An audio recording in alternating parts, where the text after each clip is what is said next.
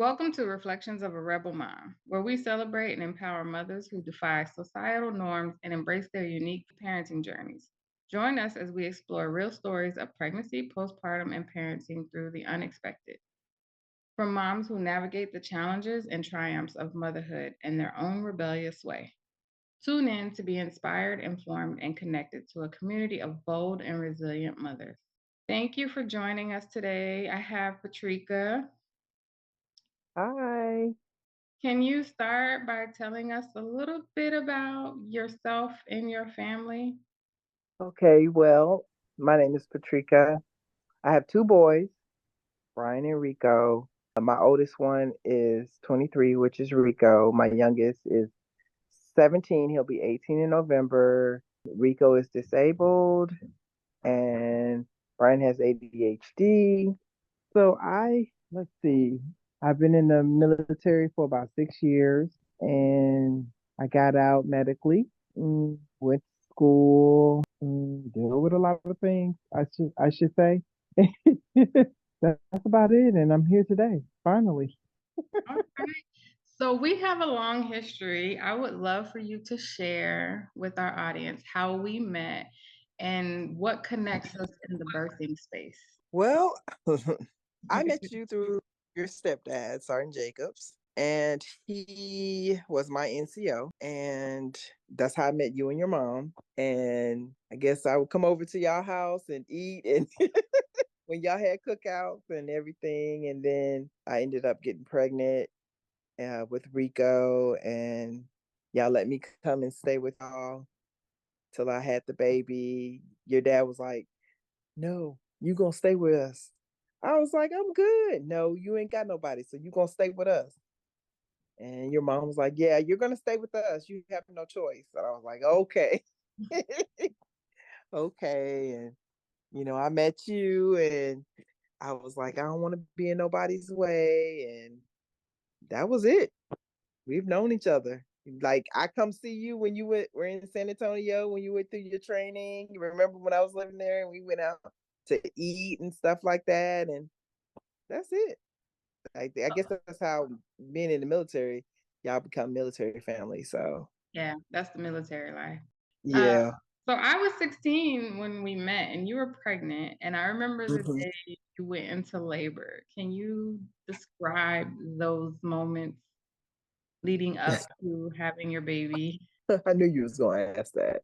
So when I came in for formation and I sat down, Jerry Springer was the big thing then. I sat down and I watched that, and something just started. I want to say it had a burning sensation, maybe period cramps, because my period was awful. I hated my period, and had period cramps, and it just consistent. And I was like, okay, well maybe I need to just go use the bathroom, because I did eat a breakfast sandwich that morning. And when I went to use the bathroom, I noticed it was the mucus and blood. And so I was like, okay, they said I'd have mucus a little bit. So I just sat back down. I ain't think nothing of it. Sat down, put my feet up, and all of a sudden I had this sharp pain in my stomach. I was like, no, something ain't right. Something ain't right. By that time, your mom and Sergeant Jacobs had left and went to work. Because when I came back from formation, I was like, shoot, I'm gonna be late. I ain't going in right now. So I sat down on your couch and I was watching TV, and it just started getting tight and tight and tight. So I was like, luckily you were at home. Yeah. And so I went upstairs, and I remember just saying, Tasha, it's time. And you said, you about to have the baby? Wait, what? You about to?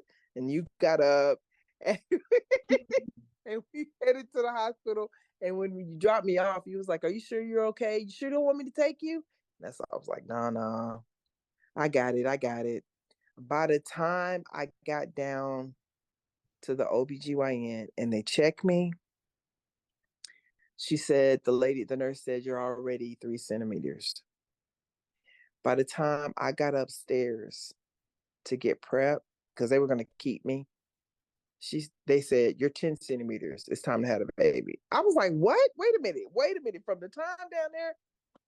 And so when I got up there, I did the epidural, but it didn't. It didn't take because I felt most of everything. It, Okay. it did it did not take. And my water never broke. So they had to pop my water.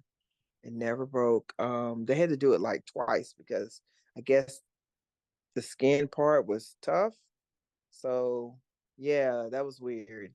Then when they did it, then the contractions start coming like this, like this. They was like, okay, you're gonna be pushing in a few minutes, so you might as well get ready. I said, okay. I said, no, no, wait. We can't. I can't have this baby right now. My mom's not here because my mom. That was the plan. My mom was supposed to come, and I was like, no, we gotta wait. We gotta hold. They said, look, the baby's coming regardless if your mom come or not. I said, okay, let's go.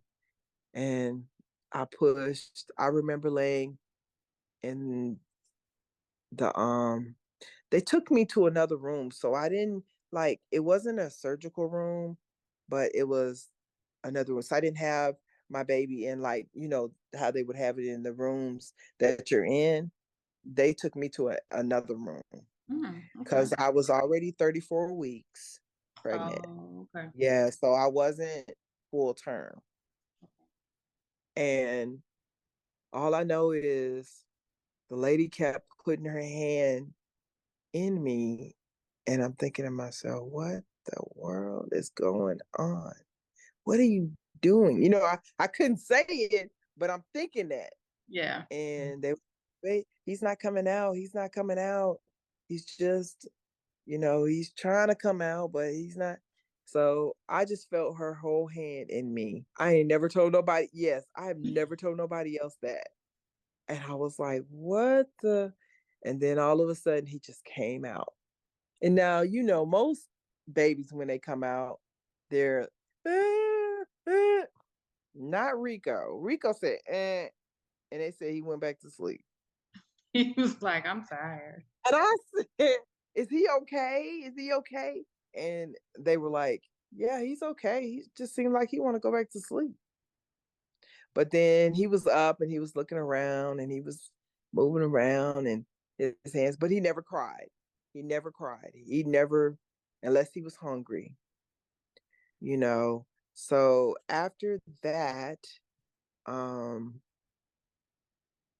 I have to think back because so far When, back, he's 23 now. yeah, So that's a long time ago. I can't believe it's yeah, been that long. he's You just 23 now. So after that, it was some trying times because he ended up being in the hospital for about 30 days because he had an intestinal infection.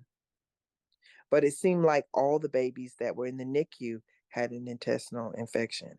huh. So, yeah, that was weird, wasn't it? Because it was like Rico didn't catch it.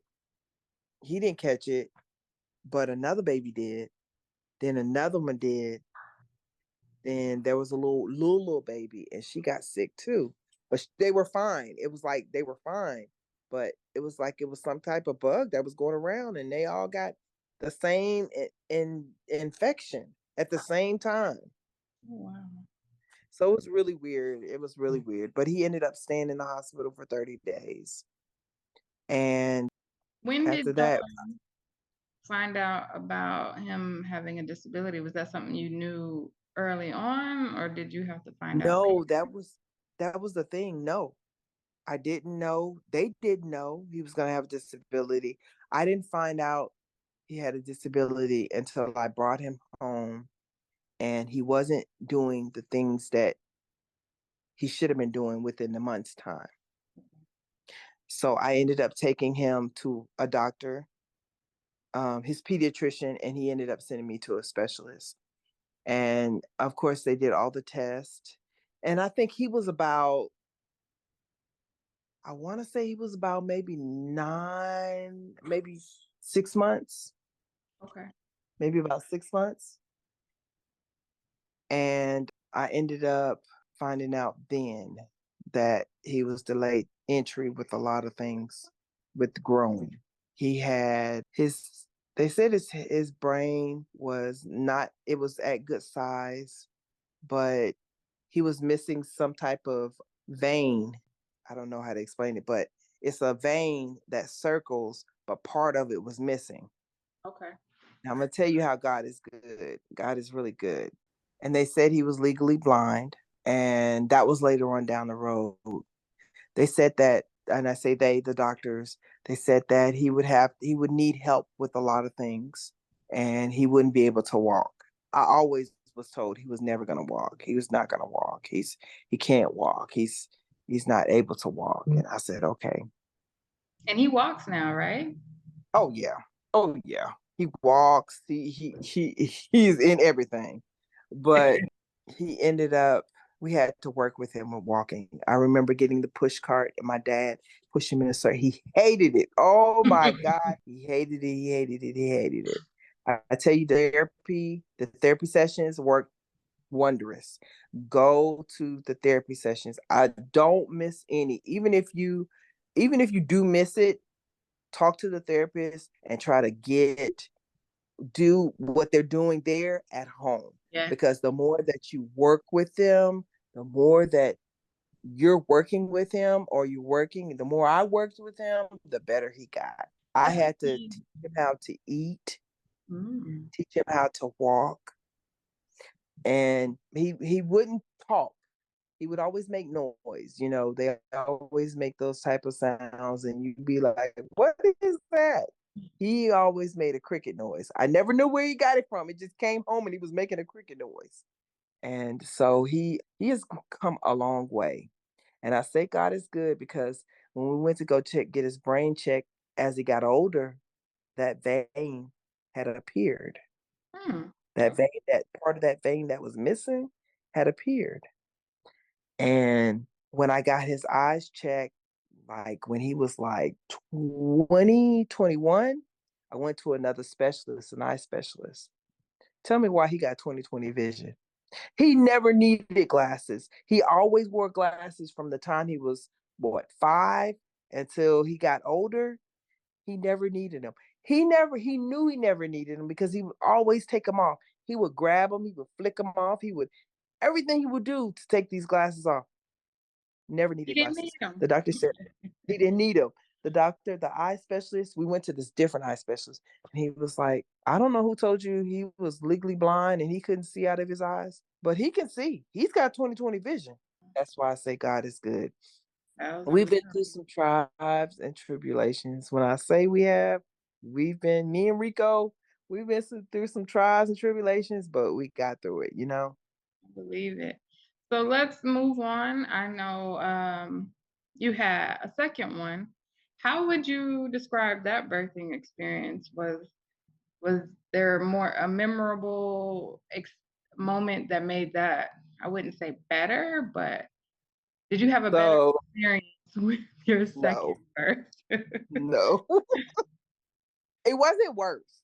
It Okay. wasn't worse. But I can tell you this. They induced my labor because of my age.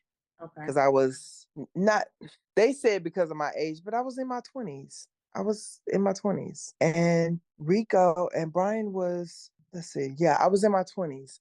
But also because of Rico and the way, the birthing with Rico. So they had, this is when I got out the military. So they did that.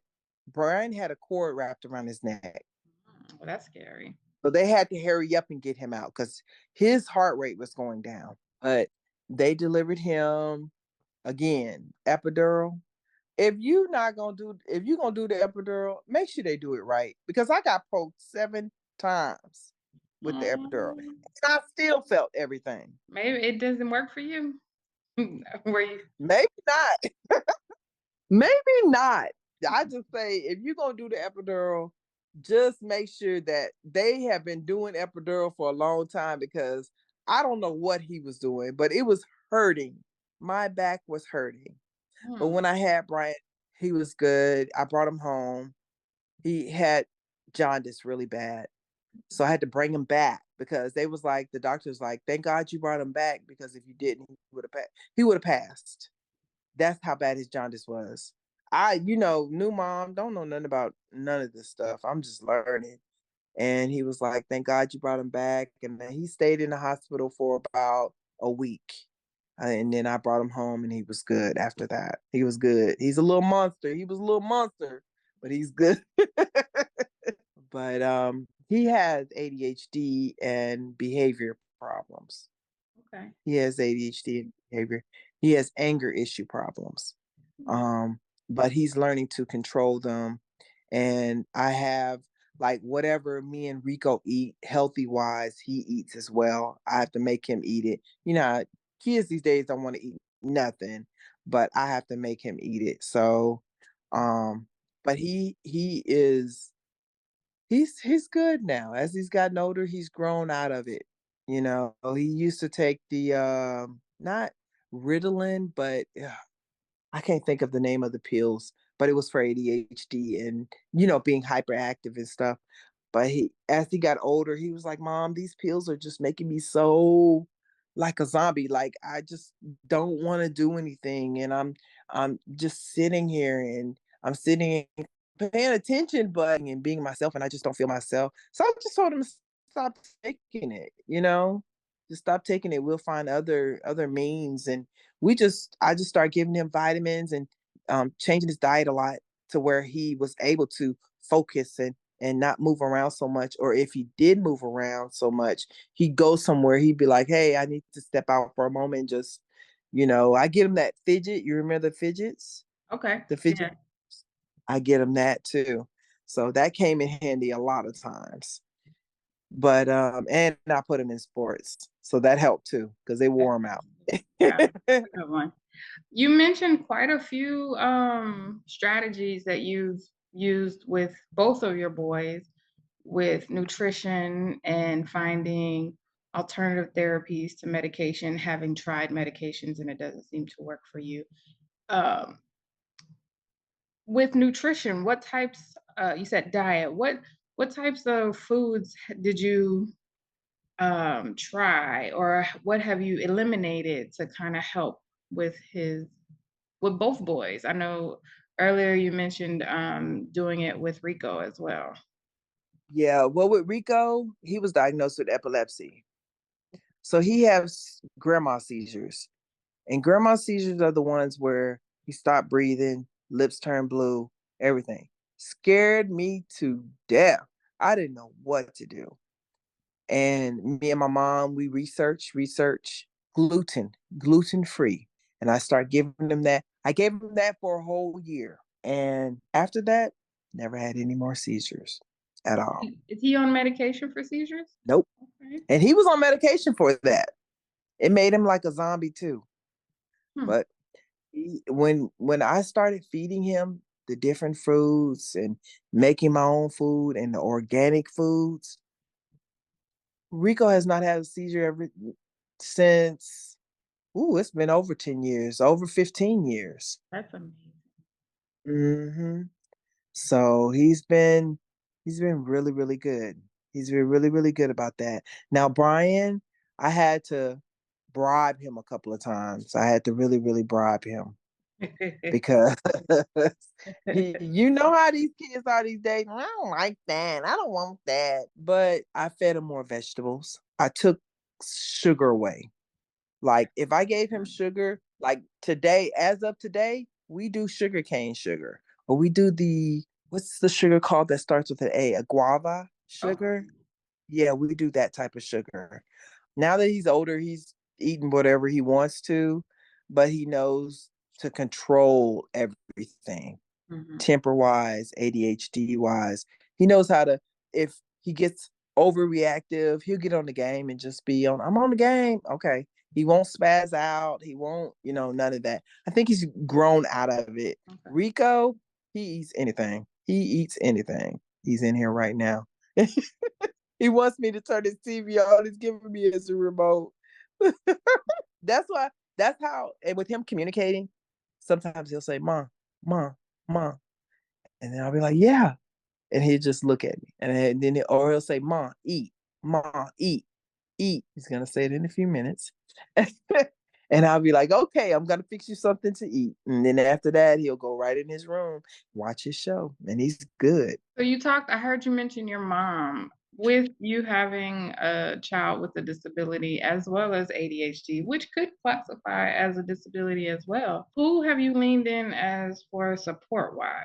Both my parents, my mom and my dad, because they helped me a lot with him. They helped me a lot. If it wasn't for them, I don't really know how I would made it this far. Mom's always researching things, and we're always talking about what things would be good for him, what would be bad for him. I always try to think about the future for him. I never think about what's going to happen the next day. I need to think about 5 years from now. Where is he going to be at? If something ever happened to me, what do I have in line for him? You know Right. what I'm saying? Um, if something happens to my parents, how am I gonna, because they're so used to watching him, and I'm used to bringing him over there, and he's used to going over there to his grandparents' house. How am I gonna, I have to be able to put that into perspective if anything ever happened. You know Yeah. what I'm saying? Yeah. So I lean on my parents a lot. We lean on each other, Yeah. and they help. My dad, he helped. He loves his grandson. He loves him. He's like a Rico's like an old man. He'll go and he'll sit in the seat like an old man and just sit there and look. And if you don't turn the TV on to the channel that he wants to watch, he'll give you the remote and say, hand it to you and be like, you know what I want. So, but my parents are a big help to me. I remember that because I remember there was like summer breaks. He would go when y'all weren't living in the same area. He would go spend the summers with them, and your mom was Yep. really on it about telling you what kind of therapies to get Yep. and how to Yep. get services. And she was the one. I think we talked. She was the one that kind of noticed he wasn't making his milestones. Let's talk about Yes. that. She was the one that noticed, because before I got out, when after I had him, I brought him home to her, and we were talking one night, and she was like, I'm noticing that he's not doing certain things that a baby should be doing at that age.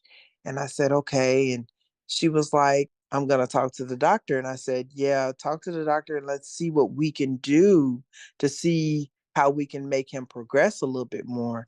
And she was the one that said he's going to need therapy, and these are the type of therapies that he's going to need. He need physical, occupational, speech therapy. He's gonna need all of that, and she was on it.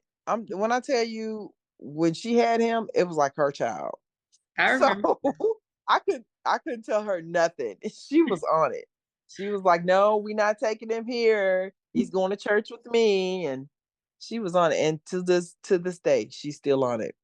She's still on it. If she takes him out somewhere, she's taking him with him. No, we're not doing that. You ready? She makes sure he get food. Rico eats 3 times a day. She makes lunch and dinner for him. She'll put it in my freezer, and I just warm it up. That's amazing. Yeah. So that's her child. Anytime she say I'm coming to get Rico, I'm not even arguing with you. I am not arguing with you. Go Like, do what ahead. you do. Yep, yep. But they are my big support, and I love them for that, because if I didn't have them, I'd be still trying to figure it out. And his godmother, Rico's godmother, now she's a nurse practitioner too. She helped me out a whole lot. She's an older lady. I think she's in her 80s. Oh, wow. And yeah, she has helped out a whole lot. She knew so much and gave me so much information. It was overwhelming, but it was a good overwhelming. Yeah. So yeah, I try to pass it on to anyone. Any information that I have, I try to pass it on to anybody else, because they need to know. Some parents, some moms out here just don't have a clue of what to do. Where do I start? Who do I talk to? I try to get with, when he was going to school, with some of the mothers there, and talk to them and ask them if they need anything. And it was funny because before I left the school district, I was working in special education, and they'd be like, we have questions. We want to know. When we have our art meetings, about the art meetings, they'd always be like, you're always on it. We don't even have to. We already know what you want and everything. And I make sure to the T that Rico had everything that he needed, because I wasn't playing those games. Okay. You've been on it. You've been on top of it since I've known about Rico and his disability. And just watching you has been very inspirational for me. And I definitely know all of these answers already, but just to be able to share your wisdom with other people, because advocating, I hear that in your conversation is your mom advocated, you advocated, your nurse practitioner, the godmother advocated, and then now you're helping other moms advocate. So Yeah. with that, how big and important is being able to advocate, and how do you help a mom that's watching who really don't know how to advocate? What would be your advice? It's a big thing to advocate for your child because your child can't do it by themselves. They can't. I'd say read, ask for help when needed. Because if we don't know, we can't read each other's mind.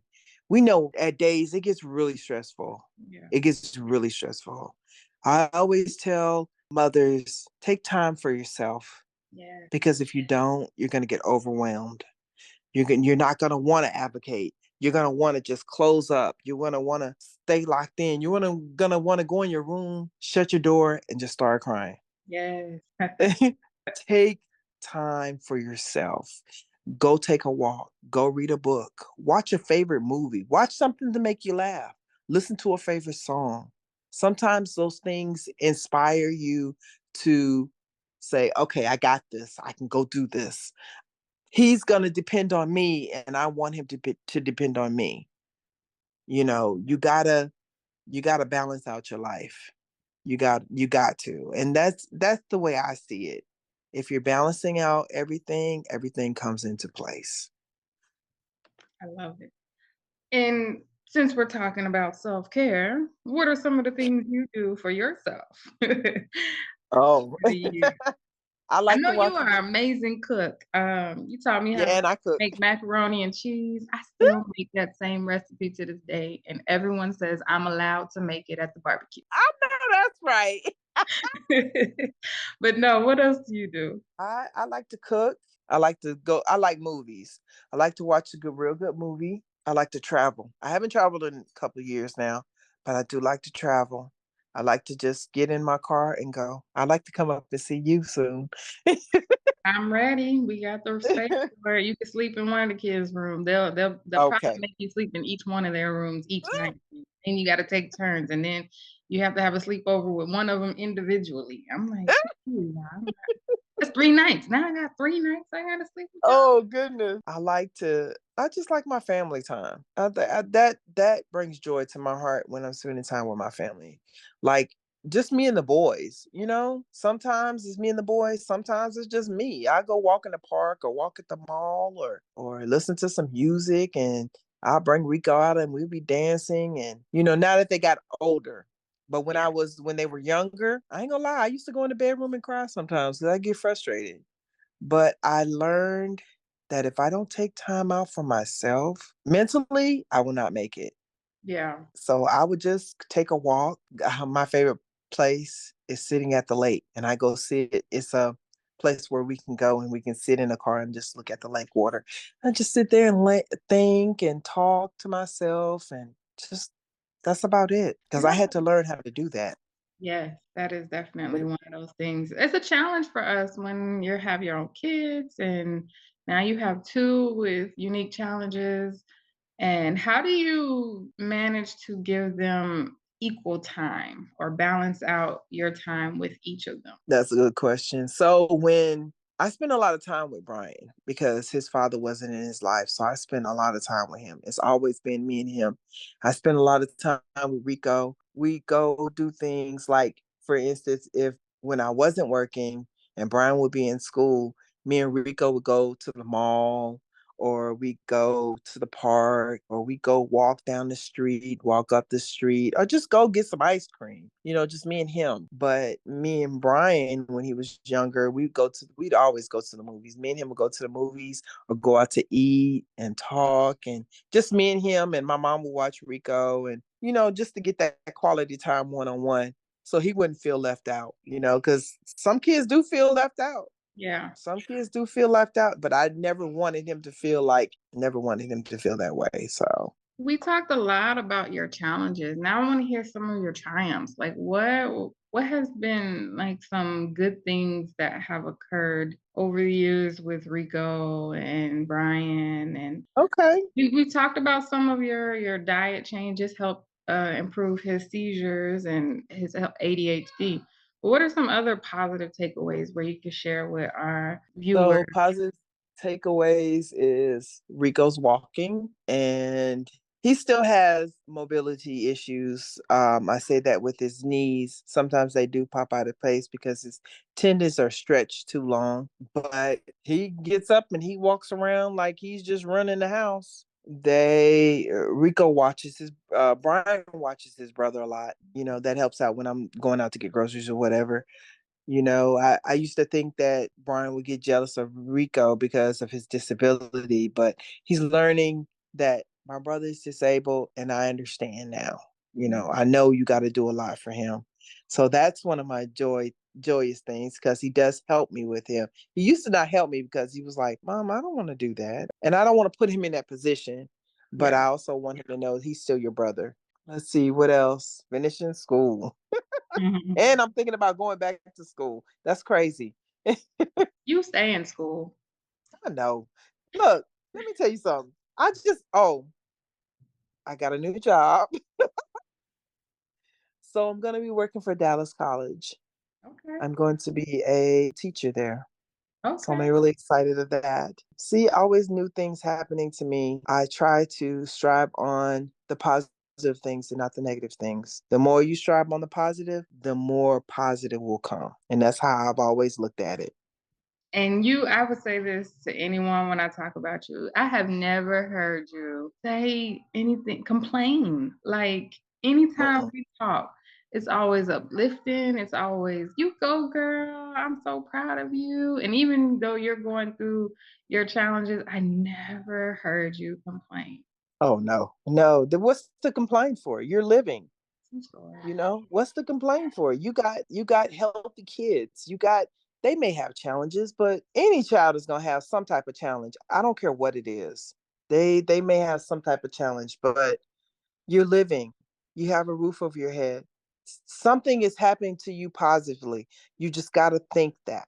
It's always going to happen positively. It's never going to happen negative unless you think that. And I try to encourage anybody that I'm around because if you're hurt, I feel like I'm hurt. And I don't want nobody to be hurt. Not in this daytime. I don't want nobody to be hurt. And that's how Too I much feel. going on in the world to be Oh my being God, in it's too hurt. much. Like it's already hurting out there. I don't want to be hurting in here too.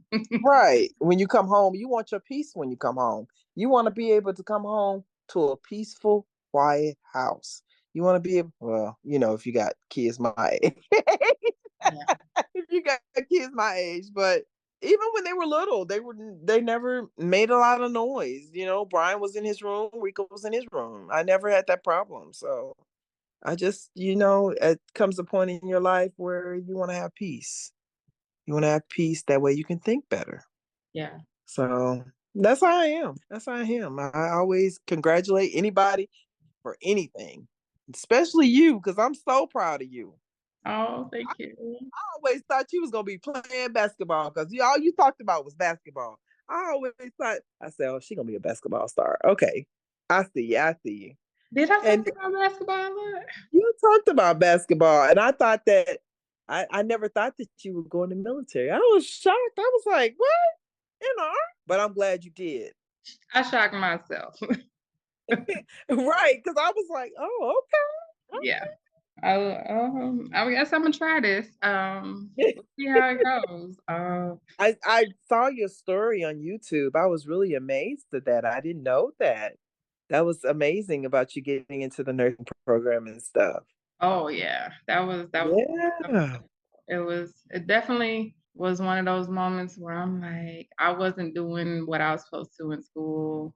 I'm by myself, thinking I'm grown.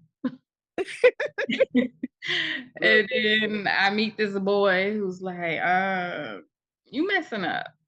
I'm like, first of all, he, who do you think you're talking he, to? Second of all, he had to get you on your. He had to get you. Get in the right place now. Get in the right place. and That then I had to say, oh, I guess you was right. Let me go ahead and figure out. let me figure out my life. And But yeah. it's awesome. You're doing wonderful, and your kids are so beautiful. I Oh, was so glad to meet them. I'm so glad they I got Yeah, I can't wait to see them again. I they, can't they'll, wait. they'll be here and they'll be ready. Okay. They'll keep you entertained for sure. Well, you know, I play with kids. I know. I play with kids. And on my spare time, I work at a daycare for one of my friends. I fill in for her. So I I play with kids. I love kids, but I ain't having no more kids. I'm done. I'm done. You done? You I am done? done. I'm tired. Yeah. I want to go have fun myself. So I don't blame you. Well, this has been when you fun. get to be my age, when you Yeah. get to be my age, First of all, Tasha, you're you gonna say the ain't that same much thing. older than me. Stop. You Huh? ain't that How much older old do than you think me. I am? How old do you think I am? I thought you was like 24 when we met, so maybe like 6 years older than me. That's the Am I age I that put in old? my head. I don't know if that was the age. Wait a minute. Am I that old? I'm about to be 40. So. Girl, I'm older than you. I'm about to be 49. Oh, you were. For some reason I thought you was in your early 20s when we I met. know. I just look at. You do. In my head, I just was like, she's 24. She's only like 5 or 6 years I older than me. wish. I Oh, wish. You know that question where they ask you, what would you tell yourself when you were 18? yeah. What What would question? What would you tell yourself? what would I tell myself? Yeah. Well, first of all, what would you tell yourself? I would say if you're going in the military, stay in the military. Don't get out. Don't get out. Go to school while you still in. Yeah. Have them pay for it. Have them. Well, they ended up paying for it for me. They did end up You're paying for it. disabled, right? Yeah, because I got out. Remember, I got out and they ended up, yeah.